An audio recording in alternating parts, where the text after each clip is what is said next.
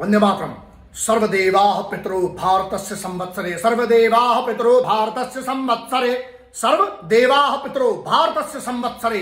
कहां लिखा हुआ है? ऋग्वेद के 10वें मंडल के 125 सूक्त के 8वें मंत्र में लिखा हुआ है। तो तुम डिसाइड करो कि ऋग्वेद, हमारे चारों वेद पहले आए, सनातन भारत पहले आया कि ये इंडिया पहले आया। अब जो ये सर्कस चल रहा है, अबे बेवकूफ, नालायक, गद्दार, भांडो, सुअर की औलाद हो तुम लोग साले। और जितनी गालियां है ना, मैं नहीं देना चाहता क्योंकि पवित्र है, भारत की बात कर रहा हूं इसलिए पवित्र है। एक बात बताओ, मैं जब लेटर लिखता हूं भारत के राष्ट्रपति साहब को, महामहिम प्रेसिडेंट ऑफ भारत गणराज्य, आज का नहीं है, ये कोविंद सर थे जब, तब भी अगर मैं पत्र लिखता था, मैंने जितने राष्ट्रपतियों को जब भी पत्र लिखा हुआ है किसी भी मुद्दे पर, तो मैं प्रेसिडेंट ऑफ भारत गणराज्य लिखता हूं। तो ये जो भारत का चल रहा है, ये जिन्होंने इस देश के लिए सर्वस्व निछावर किया, जिनके कारण हम आगे खड़े, इन सब ने कहा है भारत माता की जय, इंडिया की जय किसी ने नहीं कहा। अगर तुम अंग्रेज की मानसिकता रखते हो, अंग्रेजी की गुलामी अगर तुम्हारे खून में आज भी है, तो हम आज भी वही अंग्रेजों की चाटते हो तुम लोग बे, उनकी चाट के तुम लोग बड़े हुए।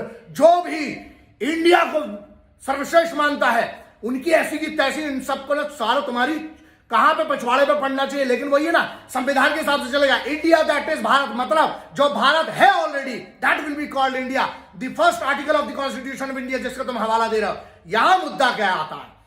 यहां मुद्दा यह आता है कि तुम साले, तुम्हारी पुश्त, तुम्हारे खानदानों ने गुलामी की। लोग कहते हैं ना मेरा पक्ष विपक्ष क्या है, सीधा है बे, जो भारत माता की जय, जय हिंद, वंदे मातरम, इंकलाब जिंदाबाद कहेगा, भारत माता की जय कहेगा, मैं उसके साथ हूं।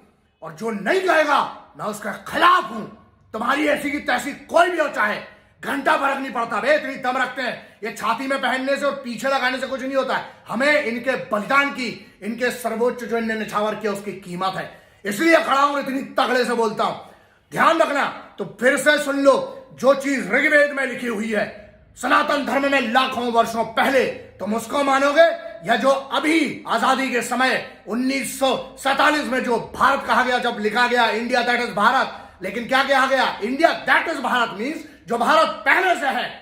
तो मैं भारत माता की जय कहता हूं, हमेशा कहूंगा, लहू की आखिरी सांस तक, जिसमें मैं रही हुई आखिरी खून की बूंद तक कहूंगा, भारत माता की जय। मुझे अभिमान है, जिसको नहीं है उनकी देख लो अपने हिसाब से। साले।